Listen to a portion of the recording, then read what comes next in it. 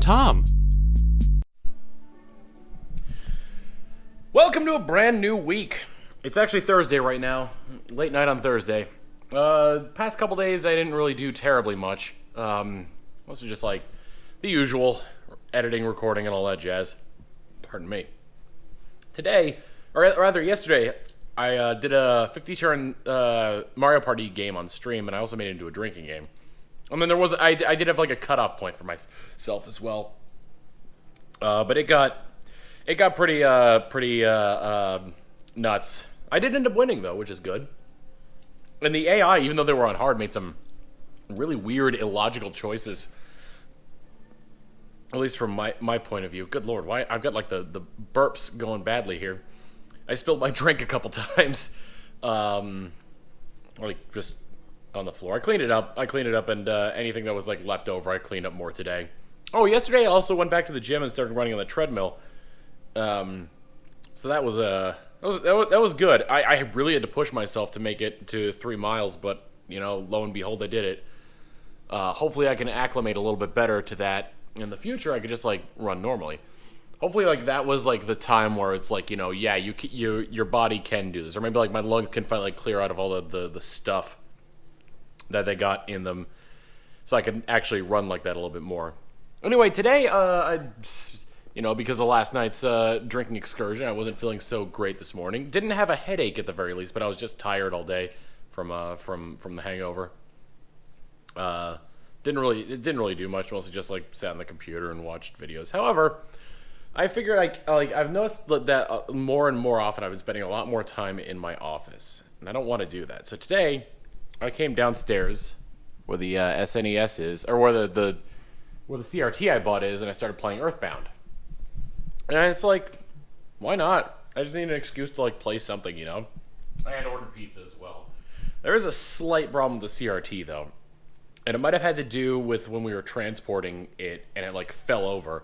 I don't know if you could really tell in the video, but I'll kind of get close here so you can see it a little bit better. The picture kind of bows upward.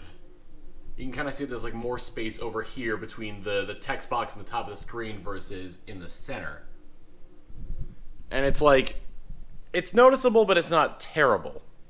From what I looked up online, it seems like that it's something that can only be fixed if you take the thing apart. So I'm going to see if there's anybody in town that can do repairs on this, because all it needs is a slight like adjustment on the inside, but there's so much going on in there that I don't really want to touch it and ruin it. And on top of that, if I did try it myself, then if I did try it myself and I ended up screwing it up, I mean, like it was $50, which isn't terrible for a TV, but like it's just something that I don't want to like mess with myself, you know. Anyway, ordered pizza, playing Earthbound. That's how my night's going. Hope your night's going well. Hope your night's going well as well, is what I was trying to say there. Whew. So yeah, I'm gonna get back to playing my game and eating my pizza. It is Monday. Well, Sunday night, Monday morning. I haven't really vlogged that much for a little while here. I've mostly just been like busy or like kind of out of it. I've been running every now and again, like on the treadmill at the gym. Last time I went, I had my stamina back, so I was able to like push myself like a little bit further. And then today I went back and I ran 3 miles in 27 minutes, which was my goal. I wanted to cut each mile.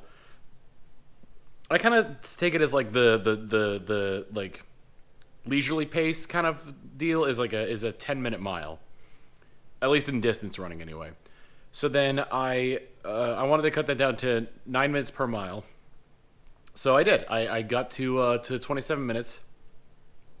27 minutes for 3 miles, and then I just kept going. And then I ended up doing 38 minutes for 4 miles, and then I ended up doing 49 minutes for 5 miles, and then I was like, maybe I should stop. And then after all was said and done, and I took a shower and everything, and I stepped out of the shower, I took one step out of the shower, and I'm like, my calves really hurt. And not in the way where it's like, oh, I pulled something or anything like that. They're just really sore. I've never ran for that long, for that much a period of time. Must have come as a big shock to my body. So there was that. I streamed Fortune Cookie last night, and a lot of interesting games come up, including YouTuber's Life. Yeah. That was a very weird one. The reason I own that game is because I wanted to do a series on it where I tried to have the character live out a normal life. But the game really doesn't want you to do that. It really doesn't want you to do that. Like, it'll do everything it can so that way you're still on like a slow progression upward, which, by the way, is not how YouTube works. So there was that. And then today I streamed Skyrim. There are a couple other streams in between, but I can't remember exactly what I played. I played Death Road to Canada at one point, and that was, oh boy. I'm trying to play on the higher difficulties now, and they're not fun. I managed to get through my first higher difficulty game, which allowed me to unlock a bunch of other higher difficulty modes, because I had a character named the Valkyrie on my team. I think I've talked about this before, but I got a rare encounter on extreme mode with the Valkyrie, and she basically has Mjolnir, and so which is like a ridiculously powerful melee weapon because you can throw it, and as long as it's still bouncing off of zombies and walls, it won't stop. So you can throw Mjolnir. It's spelled differently in Death Road, but you could throw Mjolnir like into a wall, like on the other side of it, like where a bunch of zombies are, and it'll just bounce around like constantly killing zombies at no expense to your stamina. So I got really lucky with that character. Got all the way to the end with her and my entire party, which I believe was like me. Yeah, it was me, the Valkyrie, Matt Bragg, and Donna Bells. So we managed to make it to Canada on the extreme mode, which worked out really well. I think it was Matt Bragg. It might have been Matt Bragg. I don't remember if I replaced him with somebody else, but I remember we had Matt Bragg at one point. Whew. Anyway, right now I'm relaxing with two great things. I got Taco Bell, and I got Earthbound. And I was actually going to start vlogging a little while ago when I started grinding for the Sword of Kings. It took me all of like 5 minutes to find it. There's a thread on Twitter where I talk about it's like, all right, gonna buckle in for the long haul. Let's grind for that Sword of Kings. And then on like the 15th, 16th, 17th encounter, I got it, which is great. For those of you who haven't played Earthbound, Sword of Kings is one of your party members' ultimate weapon. And it's the only weapon they can equip as well. His name is Pooh.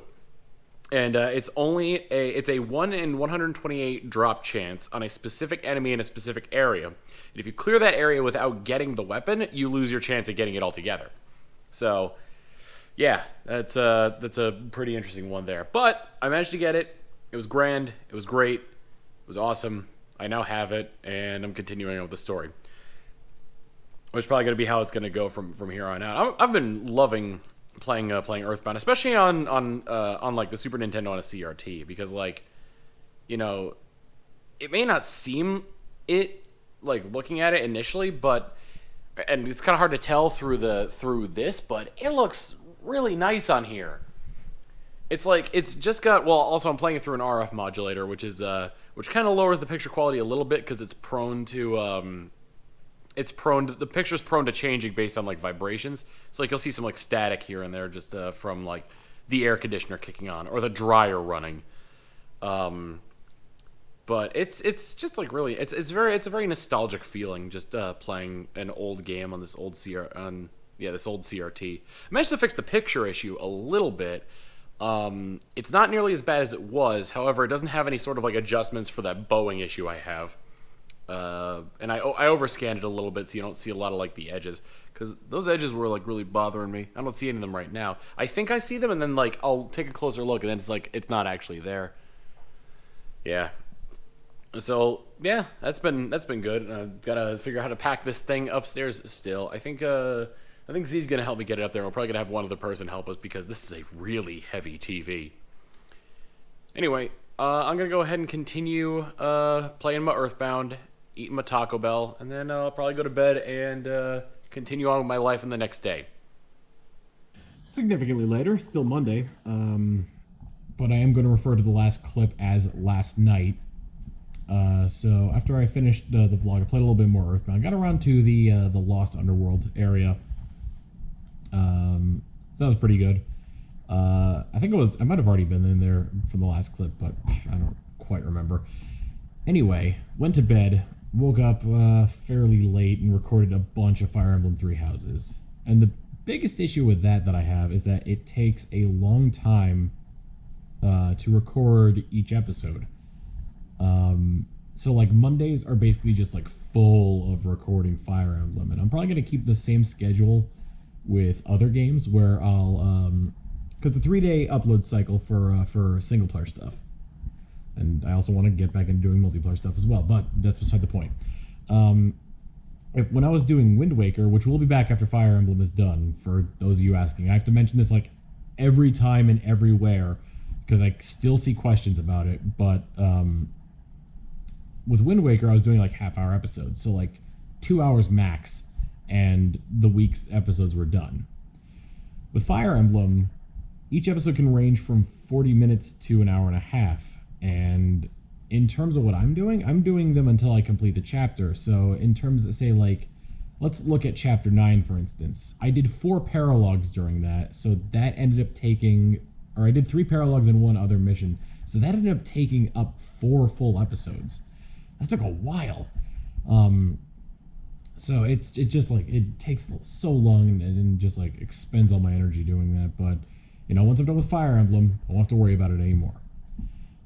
I'm still enjoying the game. It's just a hassle to do that like week in, week out. And like one of the things I do as well, which makes it even longer, is that after the first episode of each chapter, which is when I do the exploration of the monastery in that game, I'll take on actions that will, in between episodes, I'll take on actions that will raise my professor level. Professor level does a lot of great things for you. It increases how it determines how many points you have to spend when you do exploration for things like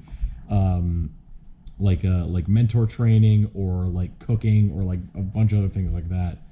It also increases how many times you can teach your students during like the lecture portions of it. So if you have a low amount of that, then your students are going to be learning a lot of skills. And it also determines how many times you can do the interim battles, like paralogs or like the mission battles or like various things like that. So it's fairly important, and you want to get it up pretty quickly. And there's a lot of like things that you can do around the campus to improve your professor level, mainly like spending time with students. The best way to do it is fishing for some reason, despite the fact that you're a professor of combat and tactics. You're apparently a better professor because you fished a lot in a pond where fish are introduced manually.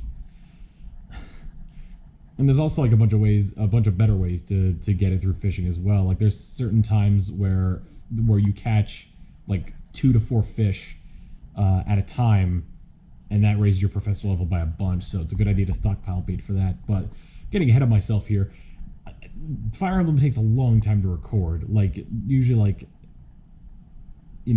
6 to 8 hours for 3 to 4 episodes.